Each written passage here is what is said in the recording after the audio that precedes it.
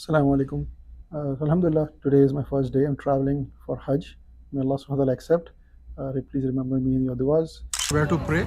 So, like, for example, every airport has a multi-faith chapel. Once I was at the airport, I had booked a train which was actually further out. So it's pretty well made. It's really nice, well built. Trains are really nice. I really enjoy travel with train in Saudi Arabia. But yeah, the train gives you an opportunity to kind of peek into the city in a smaller cities on your way as well. Mention your hotel information, and yeah, once I reached the hotel, I was able to check in. Interestingly, outside. لبيك اللهم لبيك لبيك لا شريك لك لبيك إن الحمد والنعمة لك والملك لا شريك لك لبيك اللهم لبيك لبيك لا شريك لك لبيك إن الحمد والنعمة لك والملك لا شريك لك. Assalamu alaikum. Alhamdulillah, today is my first day. I'm traveling for Hajj. May Allah subhanahu wa ta'ala accept. Please remember me in your du'as. So, my journey started from Atlanta, and now I am at the Washington airport. Alhamdulillah, there is a prayer area here right across from the gate. I've come here, inshallah. Alhamdulillah. Just quick tip for people who might not travel often. If you don't have a checked luggage, and you have a connecting flight, you have booked, let's say, your first leg on your own, since you're already passed through security, you don't have to go out and then come back in. I just went straight to the Saudi Airlines gate, and they checked me in right here. If you do have luggage and it's not checked all the way through to the end final destination, then you will need to go out, get your luggage, and then check your bags in. So yeah, in some cases where the airlines are able to check it all the way to the final destinations, let's say in this case Jeddah, you wouldn't have to go out. But yeah, just be careful about this so that you don't miss your luggage. But yeah, alhamdulillah, I didn't have a check baggage. I just have a carry-on and a backpack. So I was able to come straight, and alhamdulillah, I'm checked in. I know a lot of people have been asking where to pray. So like, for example, every airport has a multi-faith chapel, mostly in especially United States. So for example, here my flight is from Saudi Airlines gate A31. So right across from here is this chapel. So it is for on the airport, IAD airport, right across A32.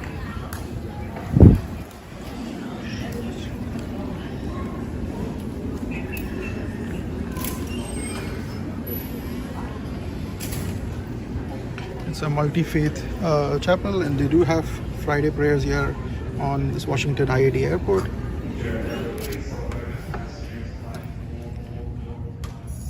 There's a area for ladies to pray.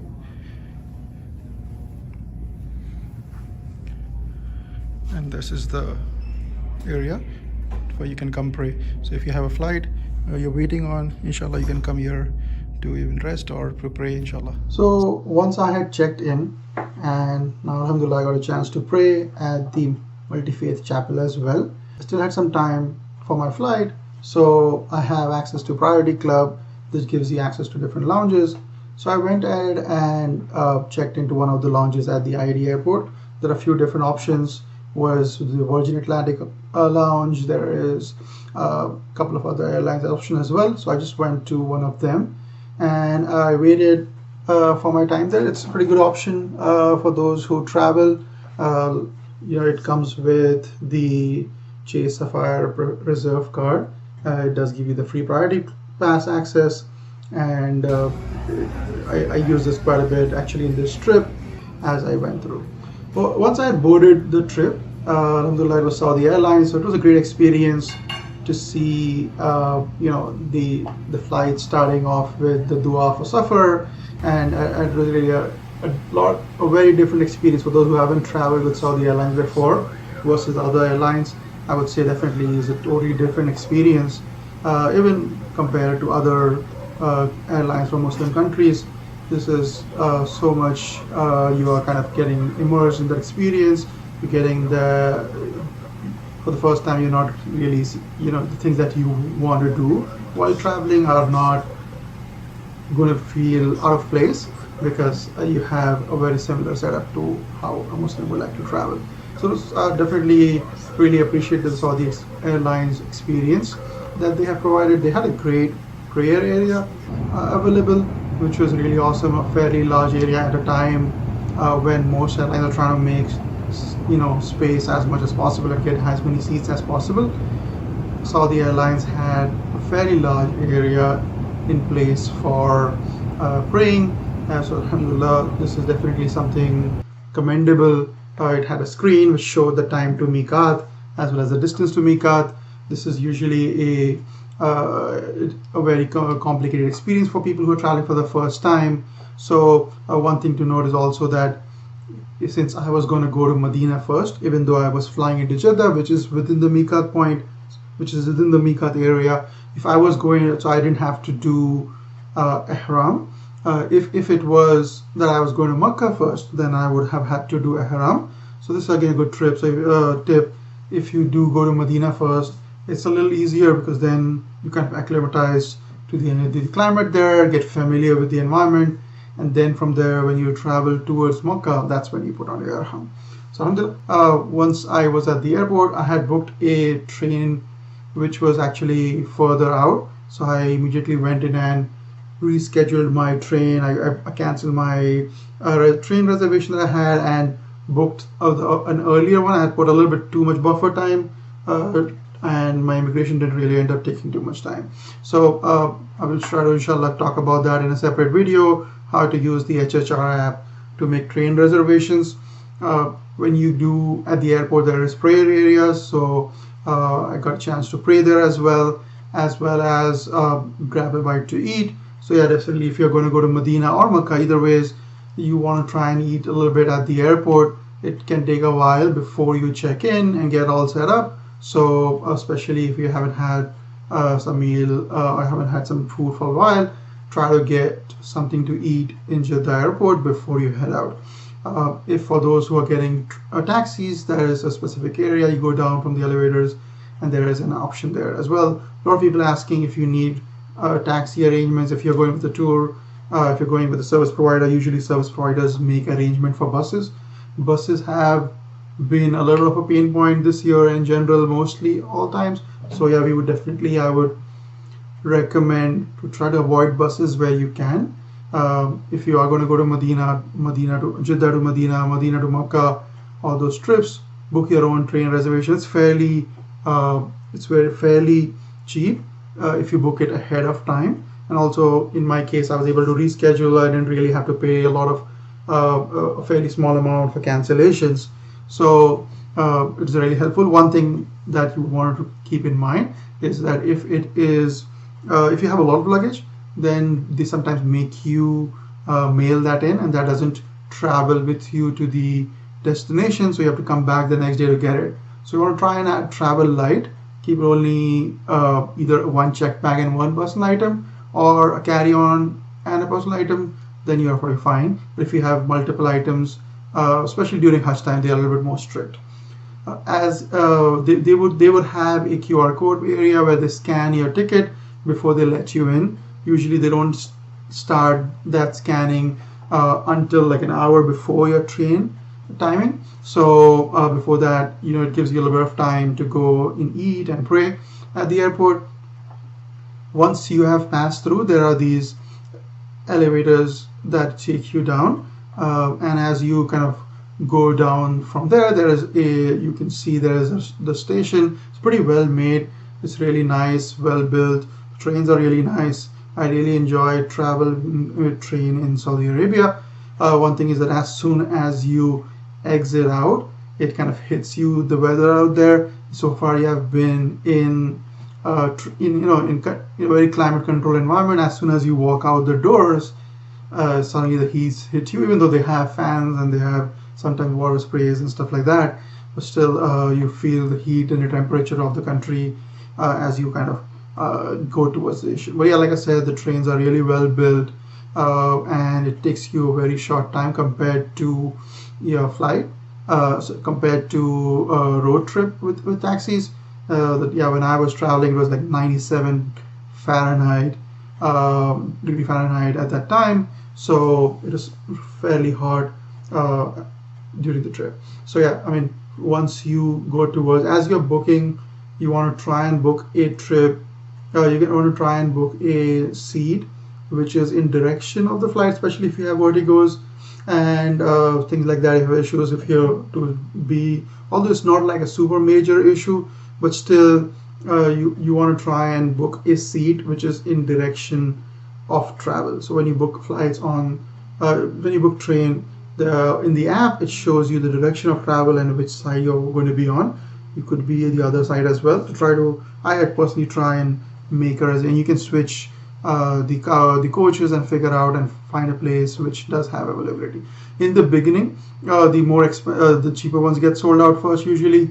If you are if you are trying to book it a little later, only the more expensive, the business classes remain. So another thing that people have done is, like, especially for example, if you're trying to go from Makkah to Medina, or from Medina straight to Makkah, sometimes going direct is a lot expensive. If you break down the trip in two and do Makkah to Jeddah and then Jeddah to Medina, although it takes almost a similar time, then those tickets are a little bit cheaper. So try and compare the tickets. Sometimes breaking the trip into two does add to time, but also helps you save money, especially closer to Hajj time. So as I was trying to board in, I was trying to find my spot and look for my seat. I was trying to get into my coach area. Once I had found my place, there is a space where you can keep your larger luggage items, and then also above your seat there is a space where you can put in the smaller bags. And they have like the place, the seat that I had like a bit of a tray. It comes out. It's fairly convenient. They also sell food there.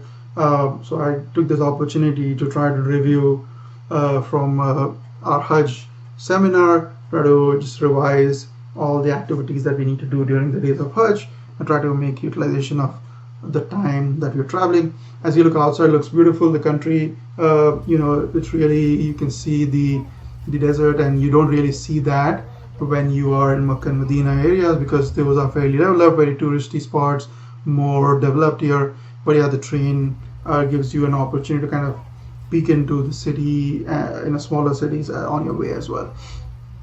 So once you land, it's a fairly short trip. It's like 2.5 hours to go to Medina from Jeddah. And when you get off, you walk off. There's a walkway pathway to go to arrival section. Once you are at the arrival section, you want to get out there. They will again have a scanner thing to go through. There are also Salah areas and pray areas at the train station. So if it's time for Salah, you might miss if you try to get to Haram to pray. Try and make prayers right there. There is a lot of signs there. There's a men's prayer area, there's a women's prayer area. There's also spots to eat, so you can try to find something, grab that before you get there. So yeah, once you have, like in this case here, I'm trying to find the spot, and here other people are praying. You can do wudu there. There's also restrooms to use that and pray.